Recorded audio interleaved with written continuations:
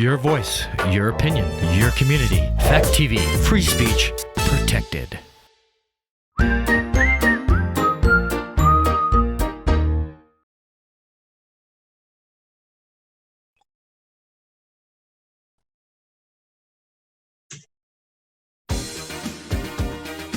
Okay, we're getting ready. Go.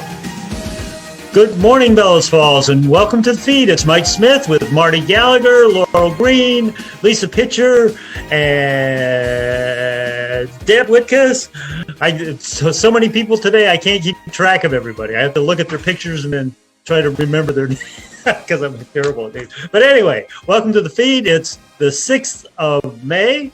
If you missed May the 4th or May the 5th, you're too late. So here we go. We got a good show today. It's good. We're going to be talking about the Rockingham Help and Helpers, and we're going to be doing a lot of good information. But first, we're going to start with Marty, and she's going to give us some local events and local promotions. Go ahead, Marty. First of all, Mike, good job on hosting. It was a little confusing with it. Was it going to be 1, 2, 3, go? Was it going to be go? Was it going to be go now? So there was a little confusion in the beginning. Welcome everybody from Rockingham Help and Helpers and Lisa from our place. So we're into May. I know it seems like we're in Groundhog Day right now, but we actually are into May, and this Sunday is Mother's Day. So you might be asking yourself, what am I going to do? Shops aren't open. I can't go shopping. Well, you're wrong. Holidays is actually, they've got their flowers in, so they're doing flower arrangements and flower deliveries. So you're covered if you want to do flowers. I'm sure they're doing gift certificates if you want to get a gift certificate for mom or your wife to go and get what they want at holidays. Leslie's is doing a special Mother's Day takeout menu that he thinks is probably going to sell out. So he is asking people to place their orders early so that he'll know. He'll get as much as he can and he'll know. So just give them a call. Another idea is the Opera House is offering triple ups. What a great Mother's Day gift. Get a triple up, bring it home, binge Netflix or watch a movie. And I'm sure all of the other businesses that are open right now, like J&H and the bookstore and any of the other downtown businesses would be selling gift certificates. I haven't seen specific things on Facebook, but I'm sure gift certificates are available. That's a great way to make sure that we're continuing to support local business. I just want to remind everybody, I've seen this posted a lot and it's a really good sentiment, is the local businesses, the downtown businesses are hit up all the time for gift certificates, for auctions, for benefits, and support this cause and support that cause and support sporting events and all this stuff. So now is your opportunity, community, for you to pay those businesses back. Go buy a gift certificate, stop in, call up stop in or call up, but support those businesses that have supported you when you've come to them and you've asked for donations for your charity. So that's just my little soapbox speech for today. I won't be doing the Rockingham Help and Helpers update today. I know you're probably all sad about that, but you're actually going to hear about Rockingham Help and Helpers from the source. So we're going to start with Laurel Green, who is going to tell us a little bit about how it came to fruition, and she's also going to talk about a little bit about Sustainable Rockingham. So welcome, Laura. Thank you. Yeah, I'm Laurel Green. I'm the chair of Sustainable Rockingham. That's one of the 3 task forces that were established during the Vermont Council on Rural Development community visits over the winter. And this is a grassroots group of community members who volunteer to find ways to increase our community's ability to use renewable energy, to increase efficiency, and to also increase resilience in the town of Rockingham. Rockingham Help and Helpers is an example of resilience in action, and it came out of the Sustainable Rockingham. Resilience is kind of like a big tent. It covers a lot of different things. Most people kind of use that word but are not sure about what it means. And it's like the basic things that we need to live a good life. We all need friends, we need a home, we need a ride or a way to get around, and we need work. And community resilience is basically those same things. We just use different words for it. So It would be things like a network of communication. This local TV is one good way. A healthy environment, good food and water, energy, a transportation system, and a thriving local economy. So supporting the businesses in town is part of that. When you have these kind of resources, either as a person or as a community, it helps you bounce back when hard things happen. And certainly this COVID-19 pandemic is something that's hit a lot of people really hard, and building our resilience now is a really good idea. And what the resilience kinds of things that we build now will benefit in the future if we have big storms or floods or any other climate disasters. That the resilience that we build now will be helpful for all of those things. So I just wanted to say that on Friday the 13th of March, that's when I really realized that COVID-19 was going to affect me, my family, my community. And Friday the 13th somehow really sticks in my mind. It was like appropriate, I think, for me. Over that weekend, I set up a draft of a survey so that people could be in communication about what they need or what they could have to offer, either services they could help with or material things that they had that they could share. And pretty soon a whole group of people came together to form the Rockingham Help and Helpers. It's now a whole group of individuals and a collaboration of about 10 community organizations, including the emergency management team, the town of Rockingham, and well, today we have Deb Witkus is from the Greater Falls Connections, and also Lisa Pitcher from our place, but there's about 10 organizations that are helping. So we've basically come together to respond, put out the survey in the community, and as people fill it out, respond to those needs, receive the donations, organize volunteers to help out. And so, and the other thing that's happening is we're finding gaps in the existing services. And so Rockingham Help and Helpers is really moving to fill the gaps. We're not going to overlap with other people, but that's become a key piece to recognize and fill those. So I'd like to pass the conversation on to somebody who's involved in the day-to-day work of Rockingham Help and Helpers. Yeah, we can go. We're going to go over to Deb Witkus, who has the pulse of the community, because she is looking at all these surveys and sort of sorting through them, identifying needs that are immediate, and then working on those, and then working toward handing out other less immediate needs. So she's like the triage portion of this. So Deb, why don't you give us a heads up on that? Sure. So I have been helping with the Rockingham Help and Helpers on behalf of Greater Falls Connections, and Laura is also highly involved. And we have a team. We've actually developed policies and procedures and have trained a team to do intake. And we're specifically focusing on meeting needs. And as you would expect during this pandemic, there are a lot of needs because of unemployment, because of families that are immune compromised, because of folks who aren't able, like are waiting a month to get an unemployment check, and also knowing that a number of local nonprofits have less capacity, because people can't just show up there. So the needs that we've been seeing and being able to respond to have are really focused on supplementing and not duplicating any existing resources or the work of any other group in the community. It is really driven by the community members. On our team, I have Susan Hammond, Leslie Gordon, I forget Leslie's last name, Diana,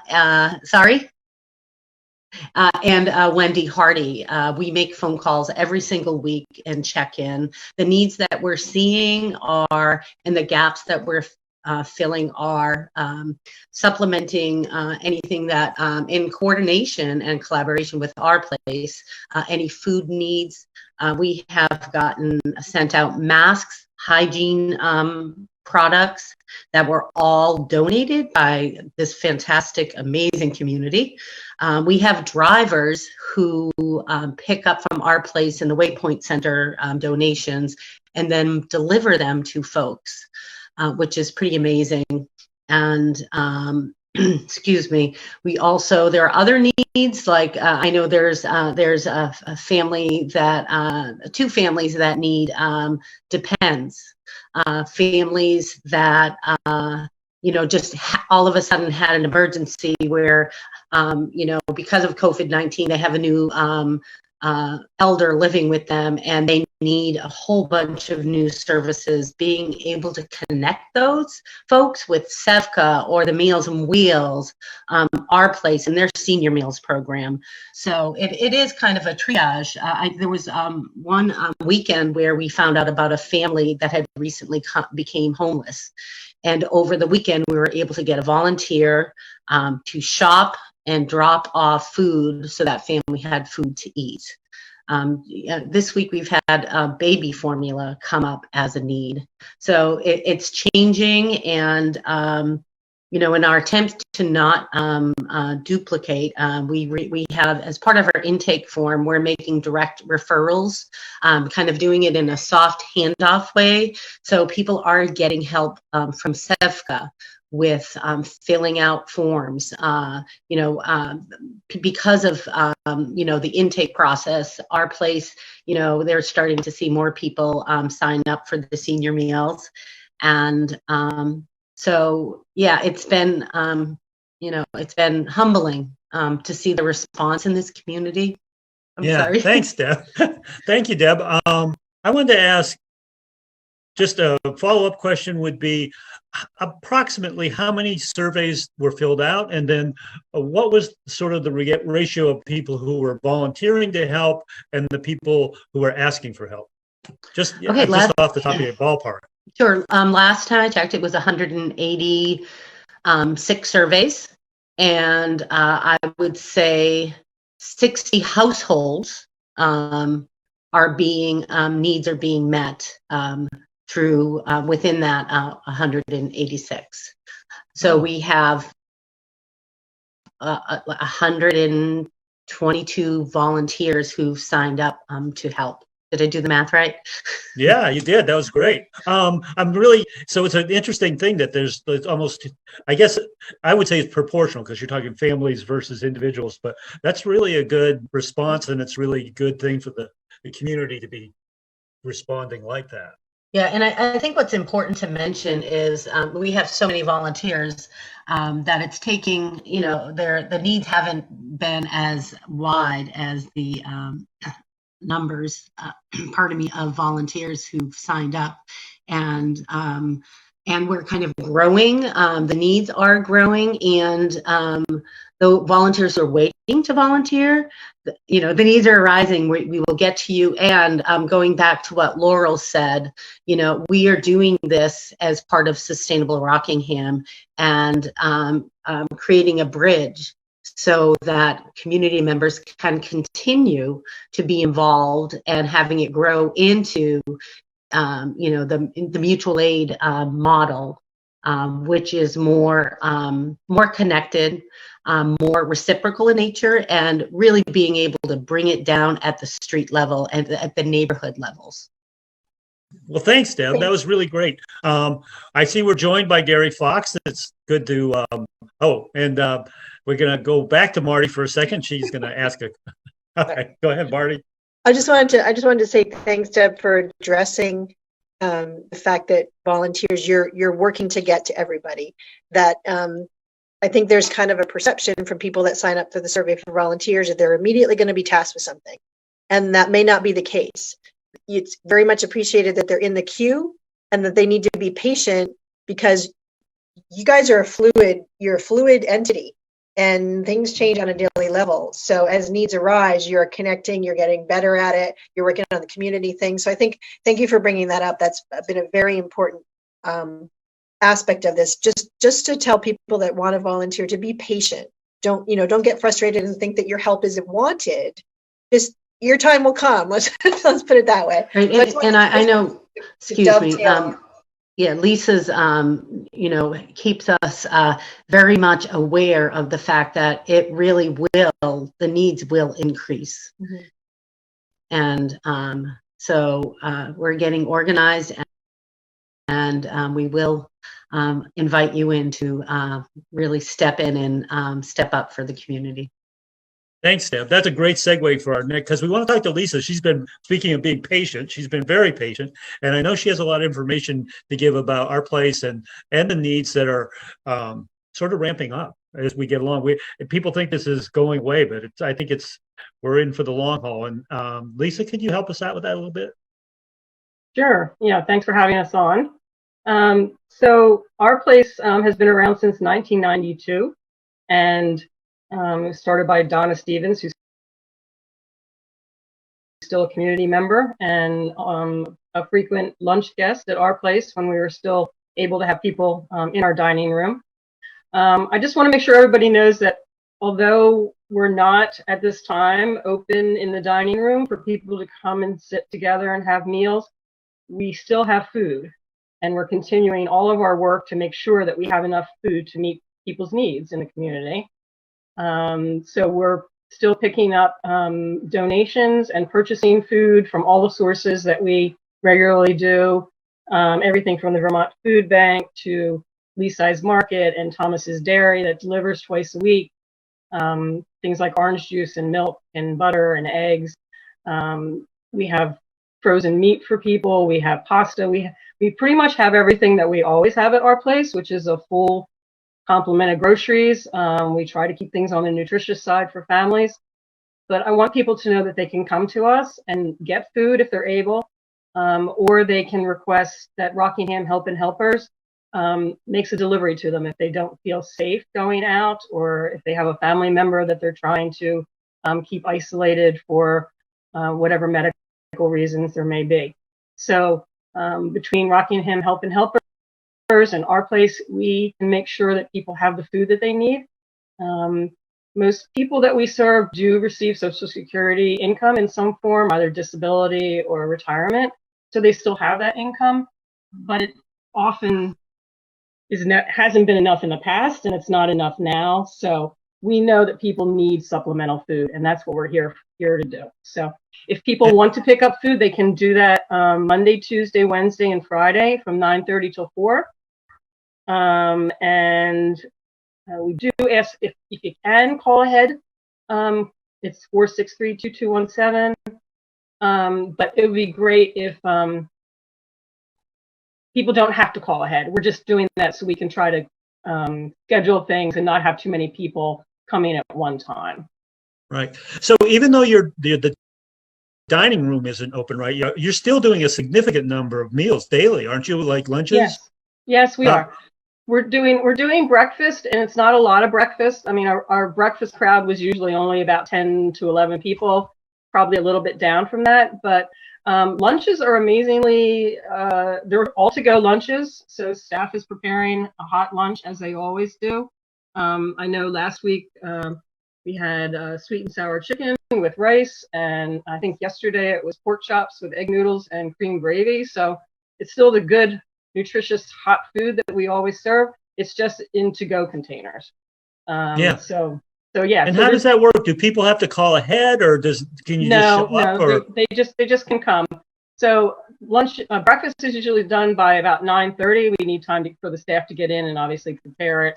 And then lunch starts around 12. People just come to the windows in front of the building, and we hand out the bag lunches. So we're trying to keep everybody safe. If they do need to call, what's your phone number? 463-2217. Great. Yeah. Thank you, Lisa. You're welcome.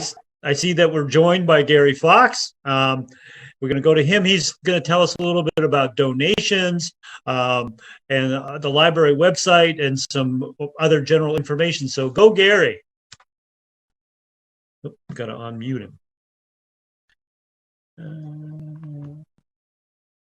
briefly some background to put the work we're doing in context. The town has an emergency management team responding to COVID, which is the manager, the health officer, the fire chief, and the police chief. And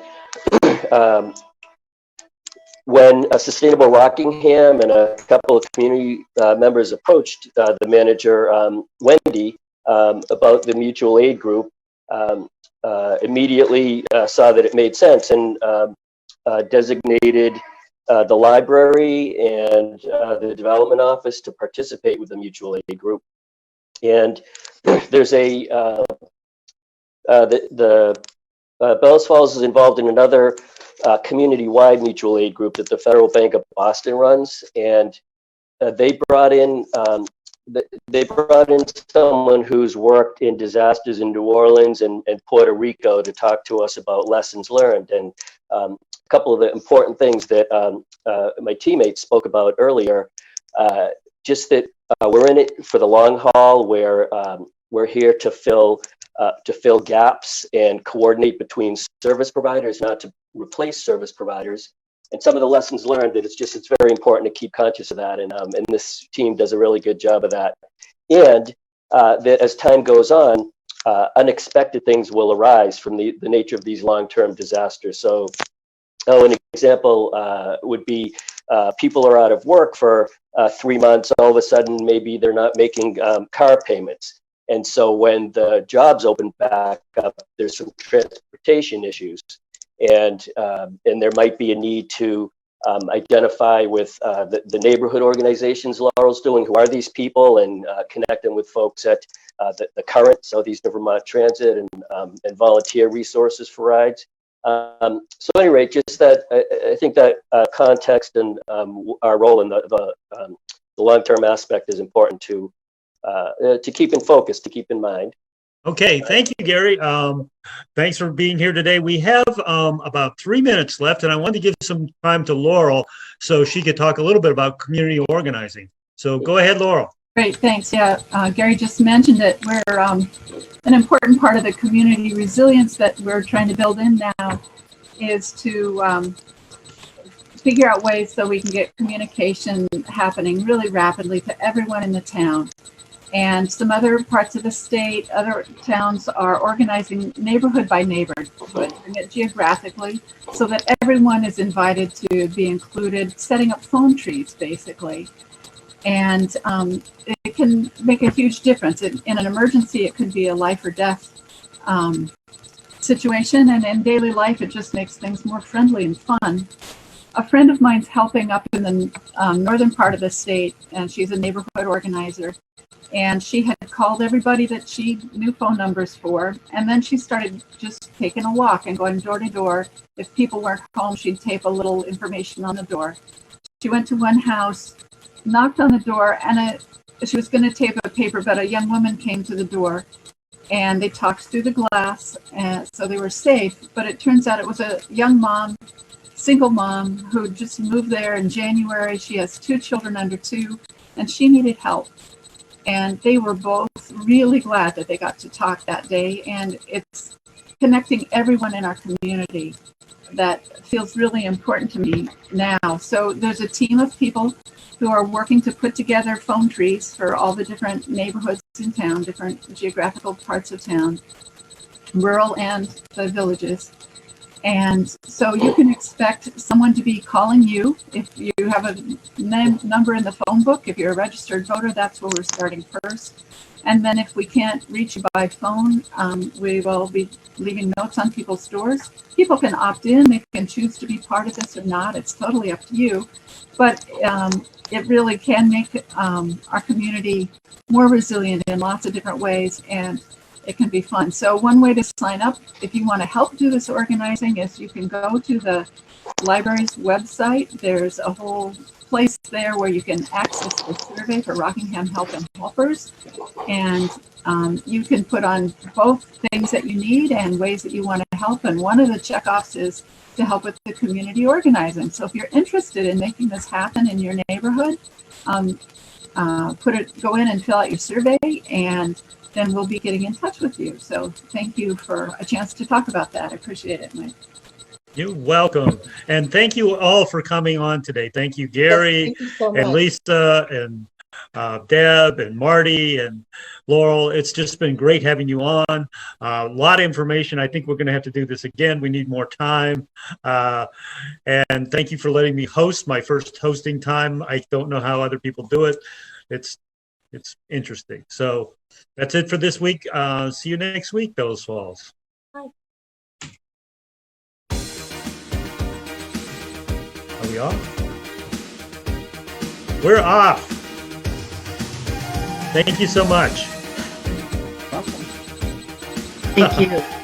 I feel like there was only like 30 seconds or 45 seconds, and in another 30 seconds.